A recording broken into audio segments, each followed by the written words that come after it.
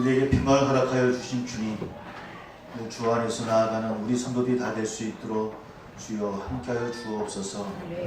우리 삶이들 찬양이 넘치게 하여 주시옵시고, 늘 기도함으로 열매 맺는 삶을 사는 귀한 우리 세상의 식구들 다 될 수 있도록 하나님이여 늘 인도하여 주옵소서. 특별히 어버이 주일 우리 귀한 부모님들을 생각합니다. 하나님이여, 저희들 자녀로서 하나도 없지만 그 부모님의 그 깊은 사랑을 어찌 우리가 이해하고 또 판단할 수 있겠습니까? 주의 사랑 같은 그 마음으로 행하는 그 부모님의 마음을 늘 기억하게 하여 주옵시고, 저희들 늘 효하는 삶으로 나아가는 우리 모두가 될 수 있도록 인도하여 주옵소서. 우리 부모님들 늘 영육간의 강건함으로 지켜주시고, 늘 남은 여생 기쁨의 찬양 드리며 나아가는, 혹여나 아직 주님 알지 못하는 부모님 계시면 하나님 강권적으로 허락하여 주셔서 주님 알게 해주시고 구원받는 귀한 은혜 안에 거할 수 있도록 하나님이여 함께하여 주옵소서. 허락하신 말씀 가운데 은혜 허락하여 주옵시고 오직 주님만이 영광받아 주옵소서. 예수님의 이름으로 기도하옵나이다. 아멘. 우리 인사 나눌 거야. 우리 효자 효녀가 됩시다.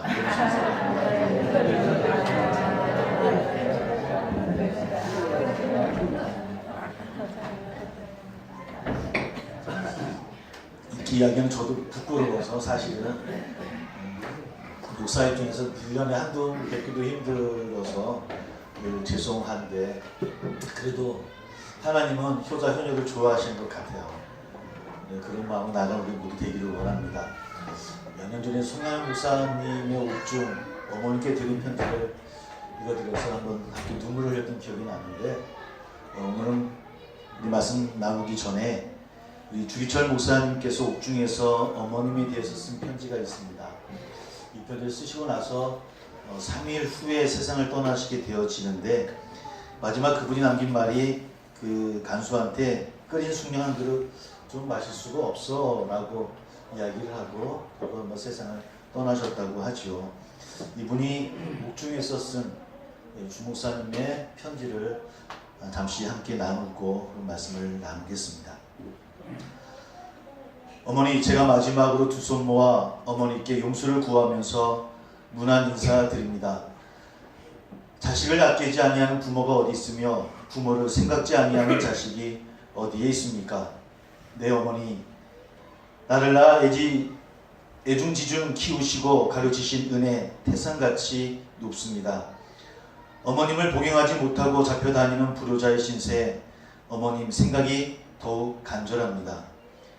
내 어머니는 나를 금지오겨 길러주신 이 몸이 남의 발길에 채이고 매를 맞아 상할 대로 상하고 어머님 가슴이 얼마나 아프겠습니까? 춘풍 추구에 비바람이 옥문에 뿌릴 때마다 고요한 달빛이 창살에 새어들 때마다 어머니 생각이 간절하며 눈물 뿌려 기도합니다. 어머니, 저를 용서해 주세요. 자고 나면 매일 아침마다 지금은 문 안 들 수가 없습니다. 하나님 앞에 어머니 위해서 기도할 따름입니다. 어머님 생각 간절하며 눈물 뿌려 기도할 뿐입니다. 어머니 봉양한다고 하나님 계명을 더욱 범할 수는 없지 않습니까? 불효한 이 자식, 무소불능하신 분께 내 어머님을 부탁하고 나는 주님의 자취를 따라서 가려 합니다. 연약한 나를 붙들어 주시고 어머니 걱정하지 마세요. 사랑하는 나의 어머니, 사랑하는 나의 어머니, 금년 연세가 80이 넘으신 내 어머님을 자비로운 주님께 부탁하면서 기도할 뿐입니다. 이 편지가 주기철 목사님 마지막 편지였습니다. 그런 마음으로 1년에 한 번 있는 어버이날이긴 하지만 그 마음이 주를 향하는 마음이 되어져야 될 것 같고, 우리 자녀들이 드리는 그런 마음이 되어야 되지 않을까. 많은 걸 들어도 많은 걸 생각해도 그 부모님의 마음을 어떻게 우리 헤아릴 수 있겠습니까? 오늘 기도할 수 있는 우리 모두 되기를 소망하며 나아갑니다. 마음을 좀 내려놓으시고 그러시죠? 말씀을 나누도록 합니다. 오늘 말씀은 교회력의 말씀이고 공동주의로 또 오늘의 말씀의 방향은 많은 목사님이 함께 공동으로 함께 생각하고 나아가는 그런 말씀입니다. 오늘 사도행전 9장의 말씀 가운데서는 사울의 이야기가 나옵니다. 그 유명한 다메섹 사건이고요. 우리는 바울로 알고 있지만 13장에 가서야 로마식 이름 바울로 변경되어지고 본설교 본문에서는 사울로 되어져 있지만 저는 그냥 바울이라고 이야기하겠습니다. 1절 2절에서는 그가 어떤 사람이었는가를 간략하게 설명을 하고 있습니다. 당시 바울은 교회에 대해서 여전히 위협과 살기가 등등했던 그런 인물이었던 것 같습니다. 8장 3절을 보면 교회를 잔멸하는 자라고 어떤 성경은 소개하고 있는데 교회를 더럽히는 사람, 교회를 파괴하는 사람이라는 뜻을 갖고 있었던 그런 별명을 들었던 사람이 바로 사울, 바울이었습니다. 예루살렘에서 바울이 그리스도인이 모여있는 곳은 어디든 찾아가서 남녀 가리지 아니하고 핍박하고 감옥에 보내는 일들을 행하게 되어집니다. 그러다 이제 다메섹에 있는 그리스도인들까지 소통하려고 합니다. 다메섹은 예루살렘에서 한 240km 떨어진 그런 아람의 수도였습니다. 스데반이 순교한 이후에 예루살렘 그리스도인들이 곳곳에 피하는데 특별히 다메섹이라는 지역에 많은 그 성도 수가 피해서 그곳에서 예수님을 예배하는 그런 장소가 바로 다메섹이라는 도시였던 것 같습니다. 많다 보니까 바울이 그 정보를 알게 되어졌고 대제사장의 위임을 받아서 다메섹에 가서 그리스도인들을 체포하러 떠나는 중이었습니다. 당연히 바리새인 중에 바리새인이었던 바울이 교회를 혐오했던 여러 가지 이유가 있었겠죠. 십자가에 달리신 예수님, 그것이 인간의 죄를 대신하는 것이라는 그런 일들을 들었을 때마다 아마 가증하다라고 아마 생각했을 것이고, 또 가장 특별히 그가 혐오했던 것은 그리스도인들이 이방인들에게도 전한다는 그 이야기를 들었을 때는 구원이라고 하는 것은 유대인만 받는 것인데 어찌 이방인에게까지 그런 구원을 이야기할 수 있겠는가라고 해서 더 혐오의 마음이 바울 안에 있었던 것 같습니다. 그러다 보니까 그 당시 유대인들은 당연히 기독교인들을 좋아하진 않았습니다. 싫어했겠죠. 물론 요즘도 많은 분들이 교회를 향해서 비판을 합니다. 그러나 지금과 그때는 다른 차원의 모습일 것 같습니다. 예전에 인도의 간디가 이런 얘기를 한 적이 있습니다. 나는 예수를 좋아하지만 그러나 교회는 싫다. 이런 이야기를 했던 그의 말이 기억이 납니다. 요즘 우리가 듣는 얘기가 그런 이야기가 아닐까라는 생각을 하게 되어져요. 정말 주님의 말씀처럼 따르는 삶을 살아가지 못하는 우리뿐만 아니라 교회도 혹 그러하지는 않는다. 그런 생각을 해보게 되어집니다. 여하튼 그 당시에도 유대인들은 교회를 좋아하지 않았을 것이고 그러다 보니 바울이 앞장서서 늘 그리스도인들을 핍박하려고 나아갑니다. 그런 가운데 바울이 다메섹의 근처에 이르렀을 때 갑자기 하늘에서 빛이 그를 둘러 비추었다고 성경은 기록하고 있습니다. 29절 13절을 보면 더 밝은 빛이었다라고 하는데 바울은 그 빛에 압도되어져서 땅에 엎드려지게 되어집니다. 그 순간 그의 귀에 소리가 들려오지요. 아마 보통 사람 같았으면 깜짝 놀라서 자빠졌을 터인데 아마 바울은 그러지 않았던 것 같아요. 언젠가는 하나님 나에게도 들려주실 것이다라고 아마 그런 준비를 하지 않았을까라고 하는 그런 생각을 해보게 되어져요. 잘 훈련된 바울이었는지 여하튼 기절하거나 그런 실신하지 아니하고 그 음성 하나하나를 꼬박꼬박 듣게 되어집니다. 성경에도 많은 선지자들이 그렇게 하나님의 음성을 듣는 이야기들이 많이 있죠. 그 음성을 유대인은 특별히 하나님의 인자로 그들은 받아들여졌어요. 그래서 늘 좀 거룩하다라고 생각하는 사람들은 그 하나님의 임재를 늘 준비하는 마음을 갖고 있었고 바울도 아마 그러했던 것 같습니다. 그래서 아마 그 음성에 귀를 기울입니다. 사울아, 사울아, 네가 어찌 나를 박해하느냐? 라고 그 음성은 바울에게 들려집니다. 어쩌면 바울은 그런 음성을 듣고 싶지 않았을까요? 바울아, 네가 나에게 참 충성하는구나. 내가 너를 들어 사용하겠다. 옛날 선지자에게 들렸던 음성처럼 아마 바울도 늘 그 음성 듣기를 소망했을 것이고 그 음성이 들려질 때가 된 것 같은데 그런 음성이 들려질 거야 라고 생각했을 것 같아요. 그런데 그가 생각지 못했던 음성이 들립니다. 네가 왜 나를 박해하느냐. 그러자 그가 뭐라고 이야기를 합니까? 누구십니까? 하나님. 그러니까 하나님인 것은 알 것 같은데 그러나 대체 어떤 하나님이지? 누구십니까? 하나님이라고 다시 묻는 바울을 만나게 되었죠. 대체 누구십니까? 하나님이신 것 같은데요. 하나님 임재인 것 같은데요. 그런데 내가 생각하는, 내가 듣기를 원하는 음성을 주시지 않는 당신은 대체 어떤 분이십니까? 라고 묻습니다. 그때 그 음성은 이렇게 이야기합니다. 나는 네가 박해하는 예수다. 우리가 한번 자신이 사울이었다고 생각해 보십시오. 그 음성이 멘붕 아니었겠습니까? 좀 멘탈 붕괴. 완전히 내가 늘 섬기고 늘 따랐던 하나님, 여호와 하나님의 음성인 것 같은데 그래서 그에게 누구십니까? 도대체 뭘 말씀하시는 겁니까? 라고 물었던 그 음성의 대답은 자신이 박해하러 가든 자신이 늘 혐오하고 가증스럽다고 생각했던 그 예수, 그 음성은 바로 네가 박해하는 예수다라고 이야기를 해요. 그리고 그는 그 음성과 함께 확실하게 예수님의 모습을 본 것 같아요. 고린도후서 4장 6절 후에 보면 어두운 데 빛이 빛이라 말씀하셨던 그 하나님께서 예수 그리스도의 얼굴에 있는 하나님의 영광을 아는 빛을 우리 마음에 비추셨느니라 라는 그런 고백을 하는 것 보면 그런 음성 가운데 확실하게 예수님을 보지 않았을까 짐작해 봐요. 또 뒤에 있는 말씀을 보니까 같이 갔던 일행들은 소리는 들었는데 보지 못했다라는 기록을 보면 아마 이 사울 바울이 예수님 모습을 본 것 같아요. 그 음성을 들었을 때 예루살렘이 무너지듯이 이 바울의 모든 것들은 무너졌을 거예요.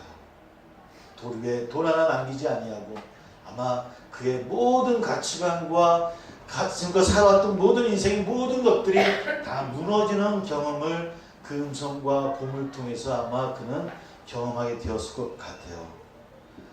철저히 예수를 반했던 그의 삶이었는데 어떤 장렬하고 어떤지 하나님의 영광을 지키려고 했던 자신이었는데 그러나 그 예수의 음성을 듣고 그분의 음성을 들었던 그의 모든 것들이 다 무너지는 찰나가 바로 다메섹에서 주님을 만났던 경험이었던 것 같아요. 그 바로 어떻게 되어집니까? 8절을 보니까 눈을 떴으나 아무것도 보지 못했다라고 이야기합니다. 어쩌면 생물학적인 눈의 건강의 문제뿐만 아니라 그의 모든 삶들이 지금껏 잘 보아왔다고 생각했을 것이고 내가 잘 본다고 생각했을 것이고 내가 지혜로운 자의 눈으로 세상을 살고 있다라고 생각했던 모든 자신의 시각이 아마 어둠으로 막히는 그런 경험이었을 거예요. 그가 보고 싶어도 보지 못하는 그런 현실을 그는 맞닥뜨리게 되었죠. 아니 지금껏 내가 많이 보았고 잘 보았다라고 하는 것이 내가 잘못 보았구나, 내가 정말 소경이었구나 라고 하는 아마 그런 의미가 그 말씀 안에 그의 보지 못함 안에 들어있는 것은 아닐까. 그런 순간을 바울은 만나게 되어집니다. 그리고 아무것도 하지 못하고 아무것도 먹지 못하고 마시지 못하는 3일 동안의 시간을 보내게 되어지죠. 얼마나 두려웠겠습니까? 그 멘탈이 붕괴되어지고 그가 너무 확실하게 생각했던 가치관들, 신앙들이 다 무너지고 그리고 이제는 보고 싶어도 보지 못하는, 내가 잘못 보았구나라고 하는 그런 자책과 함께 아마 마시지도 못했을 것이고 먹지도 못했을 것이고 아마 입술로 말도 못했을 것 같아요.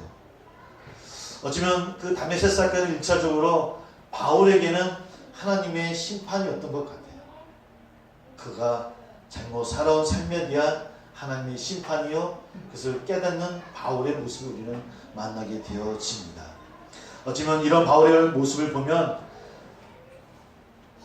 올바른 방향인지 깨닫지 못하고 열심만 행하며 나가는 우리들의 모습을 반영하게 되었죠. 바울만큼 열심히 했던 사람이 없었잖아요. 바리새인 중에 바리새인이었었고 율법학자 가운데 율법학자였던 그가 예수를 믿는 자들을 장면하는 일에 너무 열심히 했던 사람이에요. 그것이 정말 좋은 방향인가를 생각하지 못했던 것 같아요. 깨닫지 못했어요. 근데 그런 것이 오늘 우리에도 있지 않습니까? 우리가 내는 열심들이, 우리가 내는 순종이라고 이야기하고 충성이라고 하는 것이 잘 가고 있는 하나님의 뜻에 맞는 것인가를 되물으시는 저나 우리 되기를 소망합니다. 한동안 모든 교회, 모든 성도들이 다 해야 되는 것 같고 하지 않으면 안 될 것 같은 것이 바로 제자훈련이었죠. 그 제자훈련의 총봉상이 오늘날 많은 비판을 받고 있는 사랑의 교회입니다. 한국교회 세계적인 자랑거리가 새벽 기도회 있죠. 저에게는 개인의 묵상 기도를 하고 있지만 그 새벽 기도회를 오후까지 진행하면서 우리 5만 명이 모인다고 자랑하던 교회가 또 많은 비판을 받고 있는 우리가 잘 알고 있는 교회이기도 합니다. 단지 돈만 후원하는 선교가 아닌 몸이 가는 선교를 부르짖었고 교회 예산의 60%를 선교에 사용하고 교인의 60%를 선교지로 보낸다는 교회, 2012년까지의 3.1교회였던, 지금은 아니지만 정병훈 목사라는 분의 그 3.1교회였어요. 그 교회들이 열심히 없는 교회가 아니었어요. 너무나 열심히 했어요. 그러나 올바른 방향으로 가고 있는가를 묻지는 못했어요. 하나님의 뜻 가운데 있는 것인가를 묻지 못했어요. 지금도 5만 명은 안 되지만 어느 한 분이 홀로 차디찬 예배당에 나와서 눈물로 성도들과 교회와 이 나라를 위해 눈물로 기도하는 어느 한 분의 기도가 있어요. 저는 그분의 기도가 한국교회를 지킨다고 봅니다. 내 몸은 달려가지 못해서 늘 선교지를 향해서 눈물로 기도하는 어느 한 성도들의 기도가 있기 때문에 그럼 한국 기독교는 세계를 향해서 나아가는 교회가 될 수 있었으면 믿습니다. 24주, 12주, 1년, 2년, 3년 제자훈련을 행하지 못하지만 그러나 애타는 마음으로 자녀를 위해 또 가정을 위해 눈물로 기도하는 부모님들의 기도가 있기 때문에 한국교회는 지금도 기도의 뜨거움이 멈추지 않고 있음을 믿습니다. 여러분, 우리가 어디로 가고 있는가가 중요합니다. 내가 행하는 열심과 충성이 혹여나 나를 만족하고 내가 만든 우상 앞에 드려지는 열심과 순종이 아닌가를 늘 묻고 또 묻는 저나 우리 되기를 주의 이름으로 소망합니다. 사랑하는 성도 여러분, 열심보다 중요한 게 방향입니다. 눈먼 사람들에게는 방향은 중요하지 않지요. 그저 어디를 가든 열심히만 가면 되겠지요. 왜 오늘 한국교회가 자꾸 침체하고 비판을 받는가? 어떤 분들은 예전보다 열심히 기도하지 않아서라고 얘기하는 분도 있어요. 어떤 분들은 저녁 기도회를 안 하기 때문에 다 오후 예배 드려서 그렇다고 얘기하는 분도 계시더라고요. 어떤 분들은 옛날처럼 열심히 전도하지 않아서 그렇다고 하는 분들도 있어요. 정말 그럴까요? 정말 그렇습니까? 우리가 눈먼 바라보지 못하는 것으로 늘 산만 바라보고 늘 걸어간다고 이야기하면서도 그 자리에 맴돌고 있는 것은 아닌지. 바울이 다메섹에서 예수를 만난 다음에 3일 동안에 아무것도 보지 못하고 아무것도 먹지 못하고 아무것도 마시지 못하고 그가 조용히 멈춤의 시간을 갖는 것을 우리는 만나게 되어집니다. 어쩌면 우리에게 필요한 것은, 오늘 우리 한국교회에 필요한 것은 좀 잠시 멈춤인 것 같아요. 우리에게 필요한 건 멈춤인 것 같아요. 잠시 멈춰서 어쩌면 두문불출했던 우리들의 모습을 다시 한번 되돌아보고 다시 새로운 길을 모색하고 나가야 되지 않을까. 바울이 사람들의 손에 이끌려서 다메섹 시내로 들어가서 오늘 말씀처럼 하나님의 예비하신 유대인 그리스도인 제자였던 아나니아를 만납니다. 17절에 이런 말씀이 있습니다. 아나니아가 떠나 그 집에 들어가서 그에게 안수하여 이르되 형제 사울아 주 곧 네가 오는 길에서 나타나셨던 예수께서 나를 보내어 너로 다시 보게 하시고 성령으로 충만하게 하신다 하니. 아나니아도 주의 음성을 들었을 때 그런 이야기를 하죠. 내가 사울에 대해서 들었는데 내가 그가 어떤 사람인지 알고 있습니다. 그는 우리를 핍박했던 사람이고 우리를 잡으려 오던 사람이었고 많은 사람이 그를 통해서 피해를 흘렸습니다. 아니 어떻게 그에게 주의 말씀을 전할 수 있겠습니까? 라고 하는 것이 사실은 처음 아나니아의 마음이었어요. 주의 말씀이 이해가 안 된 거예요. 아무리 생각해도 그 사울을 사용하신다는 게 이해가 되지 않았을 거예요. 그러나 그가 주의 말씀을 듣고 다시 그 마음을 돌립니다. 악명 높은 박해자 바울에게 다시 자신의 손을 내밀게 되어지고 그를 형제로 맞아주죠. 그리스도 안에서 원수가 형제로 바뀌는 가장 아름다운 장면이에요. 네, 주의 은혜로 주의 사랑으로. 아나니아가 마음이 넓어서가 아니에요. 사도 바울이 엄청난 능력자가 되어져서가 아니에요. 분명한 것은 주님의 마음이었고 주의 은혜였습니다. 우리가 하나님의 자녀 되어진 거 하나님의 은혜임을 고백하기를 원합니다.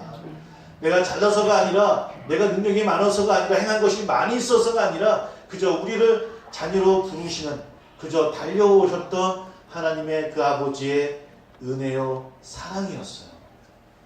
흘러넘치는 그 사랑 때문에 우리가 이 자리에 있음을 깨닫기를 소망합니다.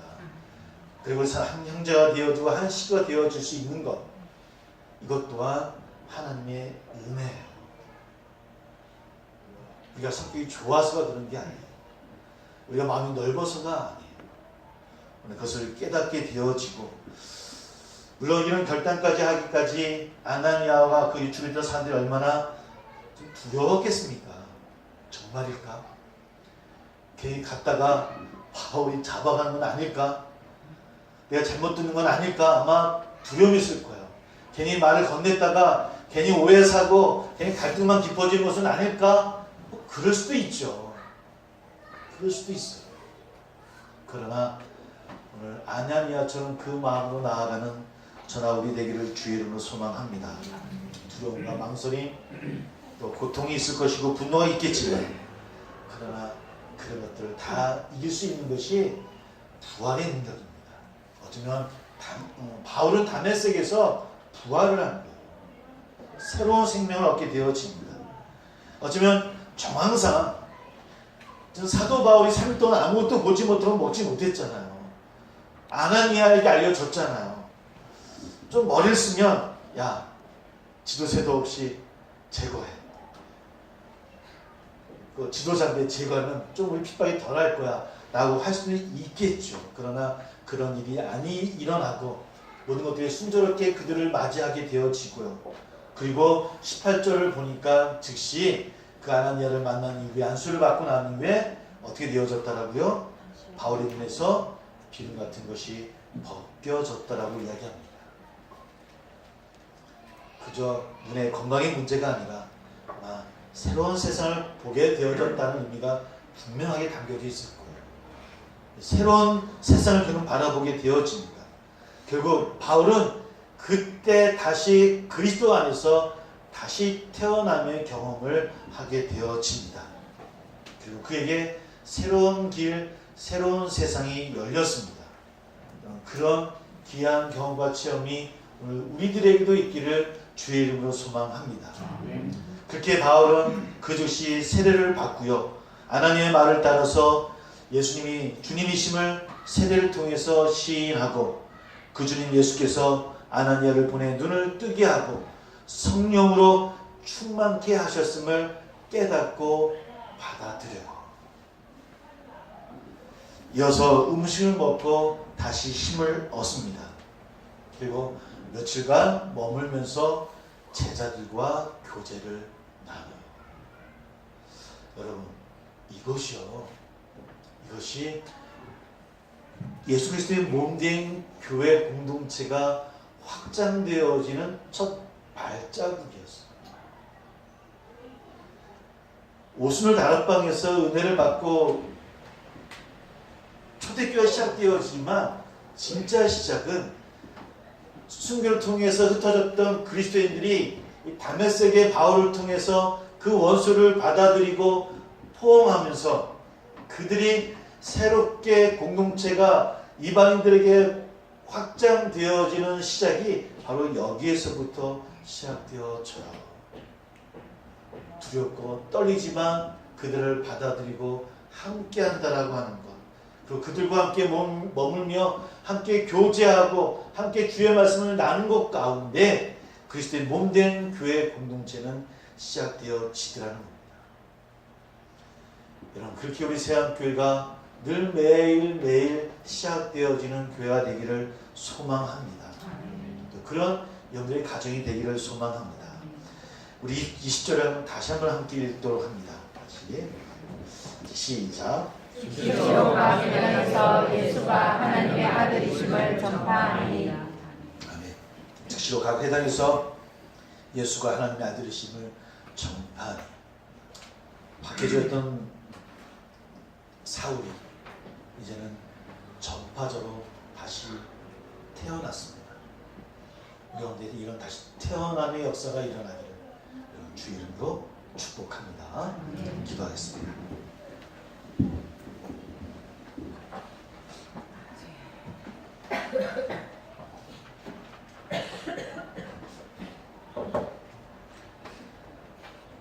오늘 말씀을 통해서 예수를 만나는 바울을 우리는 만납니다. 그가 눈이 가리워지고 지금껏 살아왔던 모습들이 다 무너짐의 체험을 통해서 좀 그는 하나님 앞에 심판의 시간을 갖습니다. 그러나 그 심판은 끝남이 아니었었고 그게 다시 몸된 교회 공동체의 일원으로 시작하는 부활의 경험을 합니다. 오늘 저희들에게도 그런 부활의 경험이 있기를 원합니다. 다시 보고 다시 새로운 세상을 향해서 나아가는 우리들의 발걸음이 되기를 원합니다. 여러분이 그런 마음으로 그런 갈망으로 함께 기도하며 성찬을 준비하도록 하겠습니다. 자신을 주시던 날 밤에 주님께서 떡을 집으사 축사하시고 떼어 제자들에게 주시며 말씀하셨습니다. 받아 먹으라. 이는 너희를 위하여 주는 내 몸이니라. 이것을 행하여 나를 기념하라. 저녁이 끝난 후에 주님께서는 잔을 가지사 축사하시고 제자들에게 주시며 말씀하셨습니다. 너희가 모두 이것을 받아 마셔라. 이는 너희와 많은 사람의 죄를 사하려고 흘리는 바 나의 피 곧 새 언약의 피니라. 너희가 마실 때마다 이것을 행하여 나를 기념하라.